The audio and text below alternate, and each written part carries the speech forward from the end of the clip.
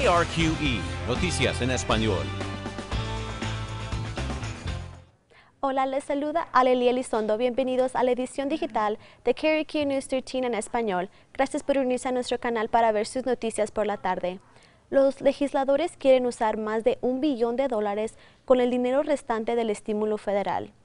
5 abogados legales acaban de presentar esta factura, que será para debate esta tarde. Incluye más de 100 millones para banda ancha en todo el estado, además de 10 millones para viviendas accesibles, ayudando a los bancos de alimentos locales y personas vagabundas.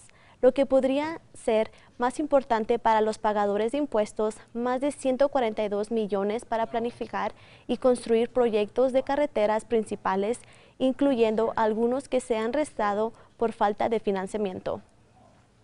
It's going to be interesting to see. The state has a lot of needs. Obviously, I'm interested in things like roads, bridges, but also broadband, safe water, things that are going to really benefit the state. We can do things like infrastructure. I think that's really important. Our hospitals have been hit very hard. I think we need to look at allocating some funds there as well.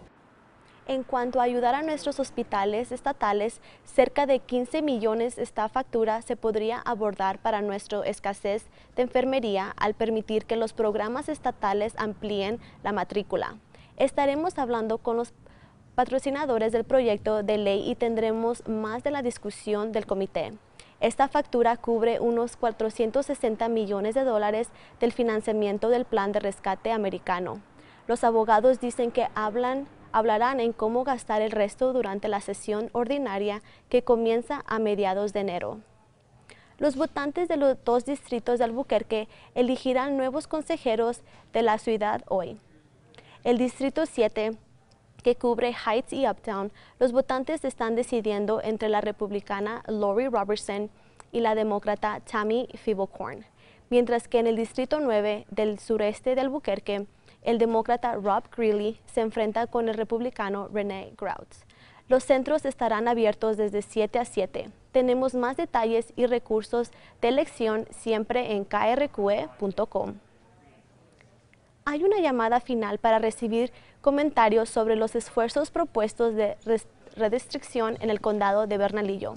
Los comisionados están listos para votar sobre cambios en los límites políticos del condado el próximo martes 14 de diciembre. El objetivo es asegurarse de que haya el mismo número de personas en cada uno de los 5 distritos. Con base a los datos del censo del 2020, los datos muestran que el condado de Bernalillo ha crecido en casi 14,000 personas. Publicamos un enlace con más información sobre esto en alwaysonkrqe.com. Los detectives del condado de Bernalillo han identificado al hombre de 18 años que murió después de ser disparado por los diputados el día después de Acción de Gracias y revelaron que tenía al menos 4 armas con él ese día. Todo empezó cuando los diputados respondieron a un hit and run de carros cerca de Edith y Montano después de que un Subaru se subió a la banqueta golpeando a otros carros y después se fue. El alguacil dice que los diputados localizaron el coche conduciendo por Elijah Richer, de 18 años, y trataron de detenerlo, pero Richer chocó.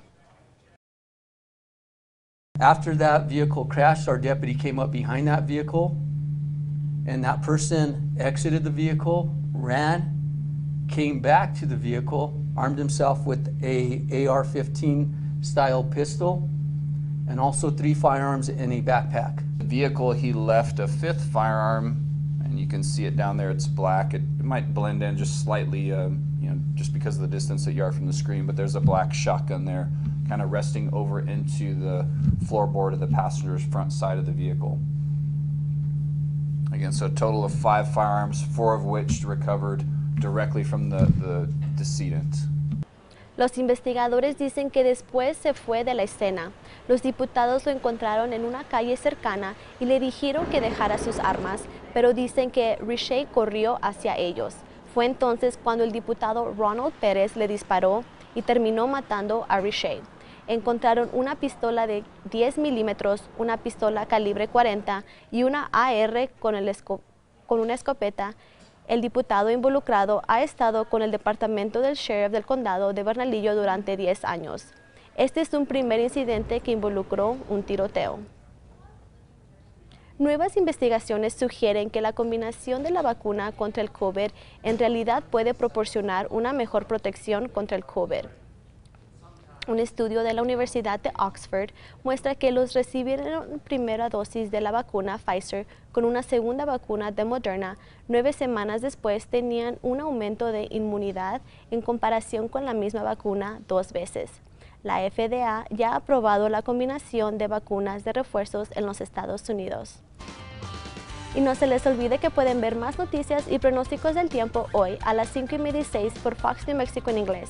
Y así concluimos esta edición digital. Los dejamos con las temperaturas para el resto de la semana y nos vemos en nuestro próximo noticiero.